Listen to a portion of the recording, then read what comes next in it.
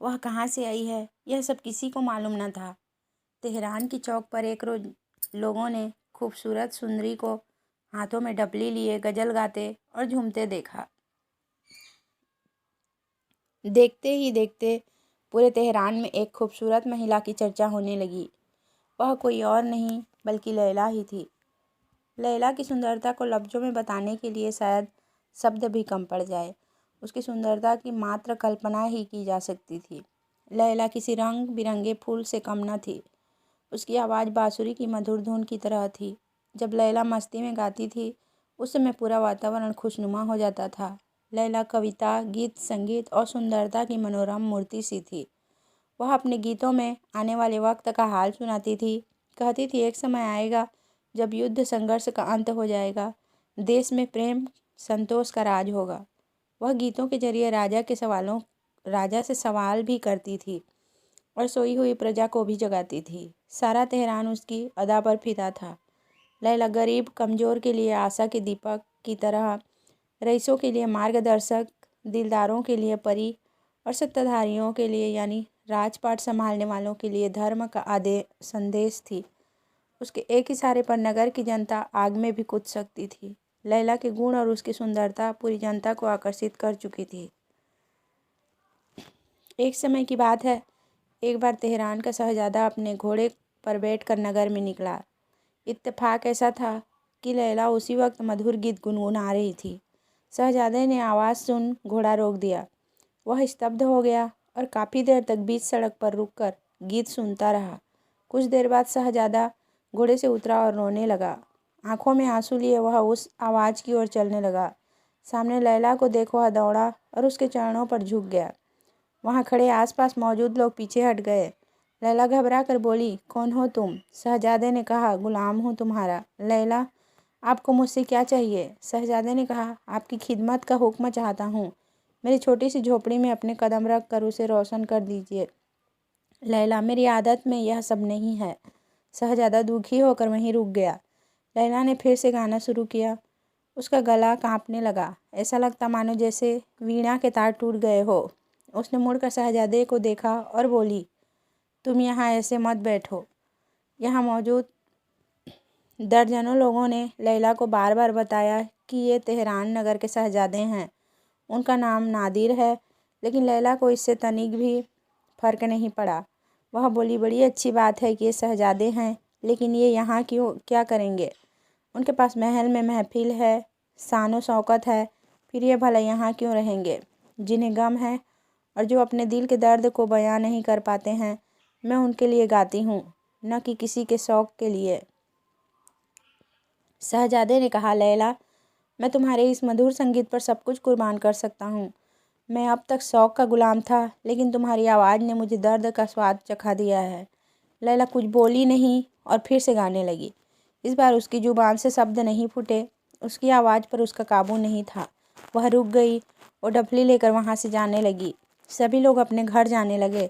जैसे ही लैला अपनी झोपड़ी के करीब खड़े पेड़ तक पहुँची तो उसने देखा कि कोई उसके पीछे आ रहा था। वह मुड़ी और बोली, कौन हो तुम? दरअसल लैला का पीछा करते करते शहजादा नादिर उसके घर तक आ पहुंचा था। लैला बोली, क्या तुम नहीं जानते कि मैं अपने आशियाने में किसी व्यक्ति को भी नहीं आने देती हूँ? शहजादे ने कहा, मैं जानता हूँ। लैला बोली, सब जानते हो, फिर किस उम्मीद में यहाँ तक आए हो? इस बार शहजादे ने कुछ नहीं कहा। कुछ देर की चुप्पी के बाद लैला बोली, कुछ खा पी कर आए हो या नहीं? शहजादे ने कहा, अब न तो भूख है न ही प्यास जान पड़ती है। लैला बोली, चलो आज आपको गरीब के हाथ का स्वाद चखाऊं। शहजादा इनकार नहीं कर पाया। लैला ने बाजरे की रोटी परोसी। इस बार बाजरे की रोटी में भी शहजादे को स्वाद मिला। गरीब झोपड़ी में भी उसे आनंद आ रहा था। वहाँ एक सुकून महसूस कर रहा था जो शायद आज तक उसने कभी नहीं किया था। शहजादे का खाना खत्म होते ही लैला बोली, आधी रात हो चुकी है, अब तुम्हें जाना चाहिए। शहजादा बेचैन हो गया। उसने जाने से मना कर दिया और कहा, अब मैं भी यहीं रहूँगा। अब शहजादा लैला का साथी बन गया। जहाँ जहाँ लैला जाती शहजादा उसके साथ जाता था। लैला गाती और वह सुनता था। जब यह खबर बादशाह को लगी तो उन्होंने शहजादे को बहुत समझाया, लेकिन शहजादे ने किसी की एक ना सुनी। वही दूसरी ओर अब लैला की आवाज़ में भी वो पहला वाला जादू न था। लैला अभी भी गाती झूमती थी, लोग आते थे, लेकिन पहले वाली बात नहीं थी। जो लैला कभी दूसरों के दिल के दर्द गाती थी, अब वह अपना मन बहलाने के लिए गाने लगी। इस तरह लगभग 6 महीने बीत गए। एक रोज़ लैला गाने जाने के लिए तैयार नहीं हुई तो शहजादे ने कहा, आज जाना नहीं है क्या? लैला बोली, सच बताना शहजादे, क्या अब भी तुम्हें मेरे गाने पहले जैसे अच्छे लगते हैं? शहजादे ने कहा, मुझे पहले से भी कई गुना ज़्यादा मज़ा आता है। लैला झट से बोली, लेकिन लोगों को अब मज़ा नहीं आता, अब मैं कभी नहीं गाऊंगी। शहजादे ने कहा, हाँ, इसका मुझे भी ताज्जुब है। लैला बोली, पहले मेरे दिल में सभी के लिए समान जगह थी। पहले मेरी जो आवाज़ निकलती थी वह सभी के दिलों तक पहुंचती थी, लेकिन अब तुम औरों से अलग हो गए हो।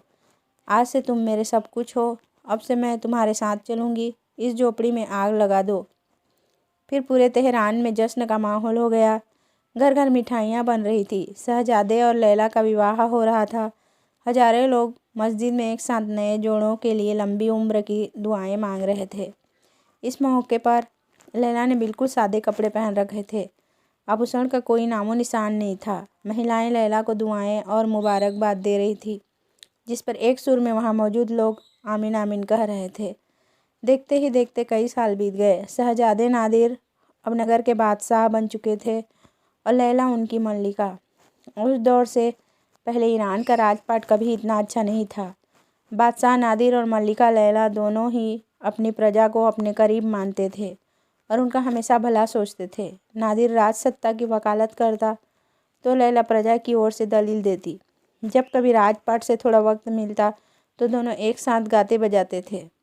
कभी नादिर लैला की मान जाता तो कभी लैला नादिर की सुन लेती। यह उनके सुखी वैवाहिक जीवन का वसूल था। उस समय जब बादशाह और महलों में एक से अधिक बेगमों का बोलबाला हुआ करता था, उस वक्त तेहरान के बादशाह पर लैला का एकमात्र अधिकार था। लैला ने राजपाट की सारी कमान अपने हाथों में रख ली थी। अब सारा धन प्रजा के हित में खर्च किया जाता था।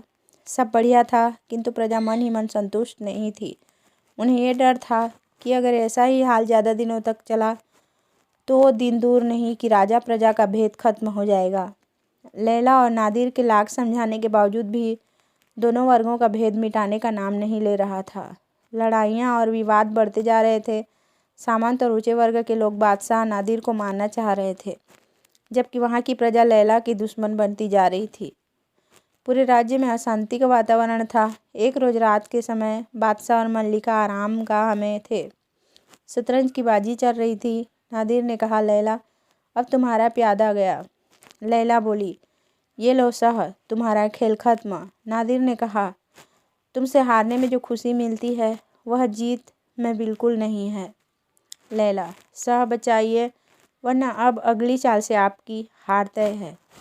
नादिर ने भौवे चढ़ाकर कहा, तुमने राजा का अपमान किया है।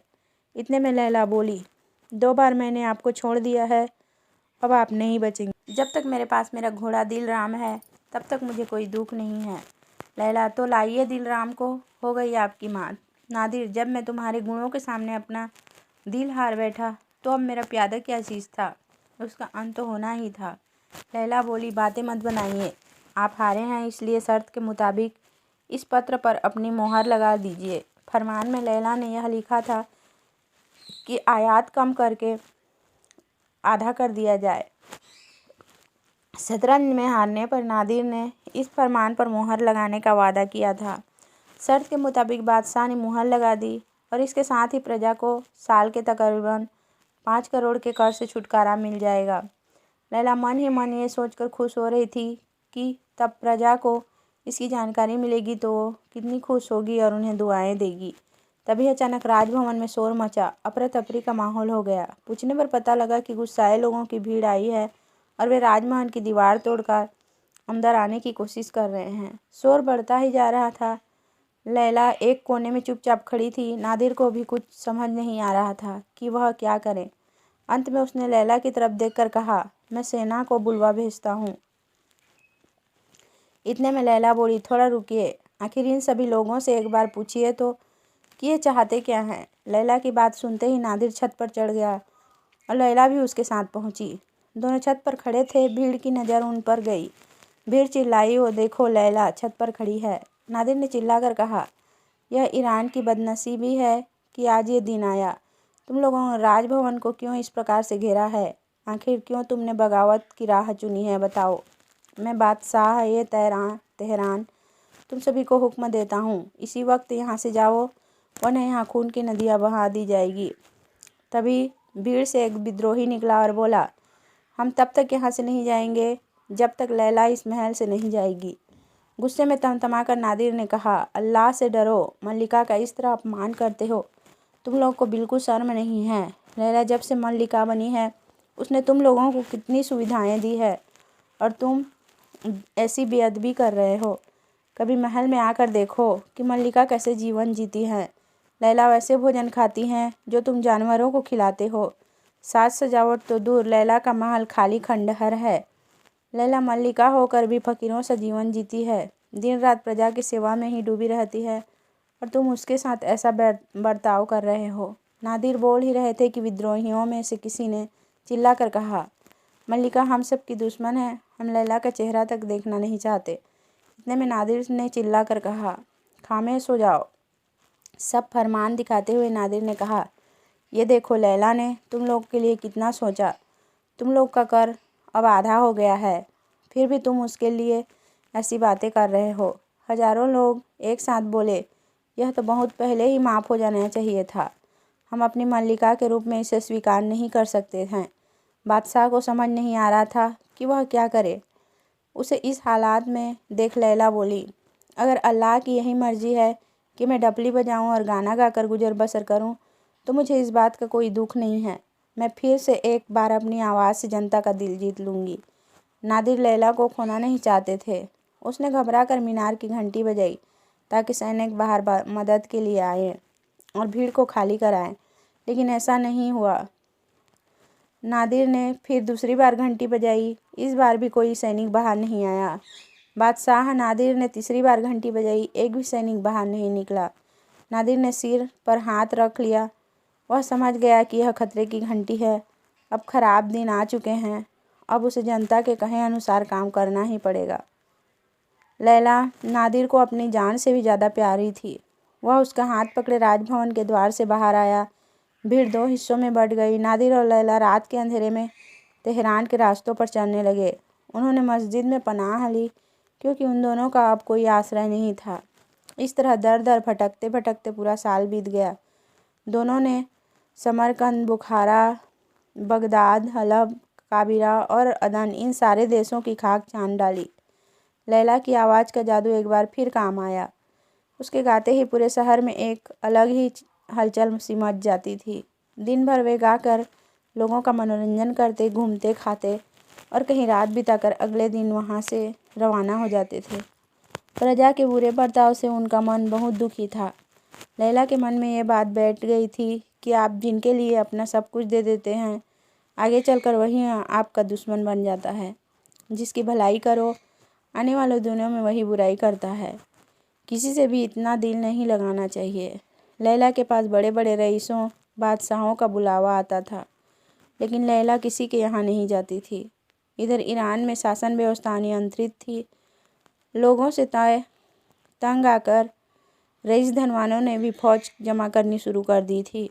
तभी राज्य में अकाल पड़ गया। लोग भूखे मरने लगे और व्यापार नष्ट होने लगा। सारा खजाना खत्म हो रहा था। जनता कमज़ोर हो रही थी और बड़े लोग की शक्ति बढ़ती जा रही थी। आखिरकार एक दिन आया जब जनता ने घुटने टेक दिए। प्रजा ने जिन्हें नेता चुना, उन नेताओं को फांसी दे दी गई और राज्य में रईसों का दबदबा हो गया। उन्होंने राजभवन पर कब्जा कर लिया। अब उन्हें नादिर की भी याद आने लगी। शक्तिशाली रईसों को लगा कि बीते समय में जो हुआ उसके बाद नादिर और लैला का जनता के लिए प्रेम मर गया होगा। अगर वे दोबारा सिंहासन पर बैठें तो भी शक्तिशालियों का ही कहा सुनेंगे। इसी उद्देश्य के साथ वे नादिर और लैला को मनाने के लिए निकल पड़े। शाम का वक्त था। लैला और नादिर एक पेड़ के नीचे बैठकर आराम कर रहे थे। दोनों एकदम चुपचाप प्रकृति की सुंदरता को निहार रहे थे। तभी उन्हें लगा कि घुड़सवारी का काफिला उनके करीब आ रहा है। नादिर झटके में उठा और देखने लगा। तभी एक घुड़सवार उनके करीब आया और रुककर सलाम किया। नादिर का चेहरा खिल गया। वह लैला की ओर देखकर चिल्लाया कि यह ईरान का आदमी है। इस बीच वह समझ नहीं पा रहा था कि यह सब क्या चल रहा है। लैला चिल्लाकर बोली, सावधान हो जाओ और अपनी तलवार संभाल लो, क्या पता इसकी ज़रूरत पड़ जाए। घुड़सवारों ने एक साथ नादिर को फिर से सलाम किया। इस बार नादिर खुद को रोक नहीं पाया और उन्हें गले से लगा लिया। घुड़सवार बोले, बादशाह, देश अपने स्वामी को खोज रहा है, आप हमारे साथ चलिए। नादिर ने कहा, एक बार आप लोगों ने हमारी इज्जत ले ली है, इस बार क्या जान लेंगे?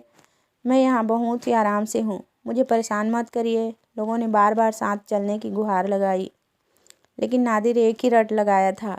काफ़ी मिन्नतों के बाद वह साथ जाने के लिए तैयार हो गया।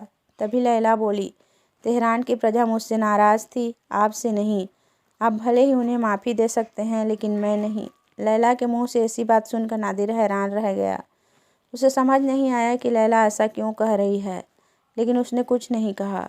दूतों के साथ वे दोनों तेहरान के लिए चल पड़े। नगर पहुंचते ही शक्तिशाली लोगों ने उनका जोरदार स्वागत किया, जबकि गरीब कमज़ोर लोग चीख पुकार रहे थे। लैला को अब इससे कोई फ़र्क नहीं पड़ता था। जिन लोगों की तकलीफ़ देखकर एक वक्त में लैला का कलेजा फटता था, अब उनके जीने मरने से लैला को कोई मतलब नहीं था। नादिर जब भी प्रजा की भलाई का काम करता, लैला उसमें बाधा डाल देती थी। 3 साल इसी तरह बीत गए और प्रजा की स्थिति दिनों दिन बिगड़ती चली गई। एक रोज़ नादिर शिकार पर निकला। शिकार के दौरान वह रास्ता भटक गया और अपने साथियों से बिछड़ गया। वह जंगल में काफ़ी देर तक भटकता रहा, लेकिन उसे महल लौटने का कोई रास्ता न सूझा। अंत में वह खुदा को याद करते हुए एक रास्ते पर निकल पड़ा। सोचा कि कोई बस्ती या घर दिखे तो रात में आसरा लेकर सुबह महल का रास्ता पूछ लौट आऊँगा। मीलों चलने के बाद उसे एक गांव दिखा, जहां मात्र 3-4 ही घर थे। तभी उसकी नज़र वहां मौजूद एक मस्जिद पर पड़ी। बहुत रात हो गई थी, इसलिए बादशाह नादिर ने वहां रात बिताने की सोची। वहां एक फटी चटाई पड़ी थी, नादिर उसी पर सो गया। अचानक आहट हुई और नादिर चौंक गया। उसने आंखें खोली और एक बूढ़े को सामने पाया। नादिर ने देखा कि वह बूढ़ा व्यक्ति सुबह की नमाज पढ़ रहा था।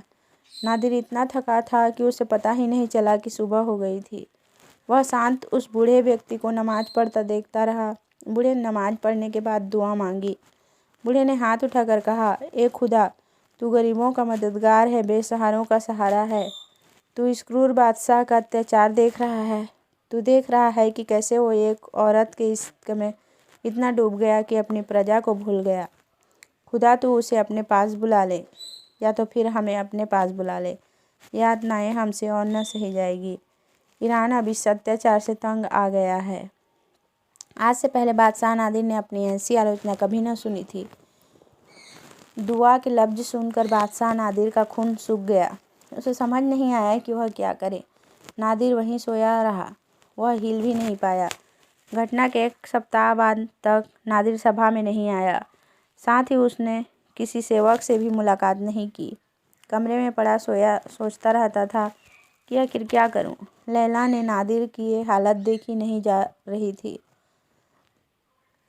वह कई बार उसके पास जाकर पूछती कि आखिर बात क्या है, क्यों वे इस तरह से बर्ताव कर रहे हैं। नादिर उसकी गोद में सिर रखता और रोने लगता। वह चाह कर भी कुछ बोल नहीं पा रहा था। कई दिनों तक मन ही मन व्याकुल होकर अंत में उसने सोचा, प्रेम अमर है, मैं और लैला दिल से जुड़े हैं। मुझे इस बादशाहत का लोभ नहीं है, मैं लैला के बिना नहीं जी सकता। वह कमरे से निकला और दौड़ते हुए लैला के कमरे में पहुंचा। देर रात हो चुकी थी, लेकिन द्वार खुला था। नादिर को समझ नहीं आया कि इस वक्त लैला कहाँ जा सकती है। वह डर गया। मन में कई सवाल आने लगे, लेकिन उसने आशा न छोड़ी और पूरा महल छान मारा। लैला कहीं नहीं थी। बादशाह नादिर मायूस हुए लैला के कमरे में लौट आए। हजारों बुरे ख्यालों के बीच नादिर लैला के बिस्तर पर लेट गया कि तभी उसका हाथ तकिए के नीचे रखे कागज़ के टुकड़े पर पड़ा। नादिर ने पर्ची उठाई। वह लैला का खत था। नादिर ने पढ़ना शुरू किया। पहली लाइन पढ़ते ही उसकी आंखें झलक उठी। हिम्मत न हुई कि आगे पढ़े, लेकिन उसने खत पढ़ा। लैला ने लिखा था, मेरे प्रिय नादिर, मैं तुमसे अब हमेशा के लिए विदा लेती हूँ। तुम्हें मेरी सौगंध है, तुम मुझे ढूंढने की कोशिश मत करना। लैला तुमसे इश्क करती है, वह तुम्हारे प्यार की भूखी है, तुम्हारे दौलत की नहीं। बीते हफ्ते से तुमने मुझसे निगाहें फेर रखी है, मेरी तरफ देखते तक नहीं हो। मेरे लिए इस सज़ा से बड़ी कोई सज़ा नहीं है। मैंने अब तक जो किया केवल तुम्हारी भलाई के लिए ही किया था। अब मैं तुम्हारे सामने भी गिर गई हूँ। ये 5 साल मुझे हमेशा याद रहेंगे। मैं डफली लेकर आई थी, डफली लेकर ही जा रही हूँ। अलविदा। इतना पढ़ने के बाद नादिर लैला के गम में वहीं खड़ा रोता रह गया।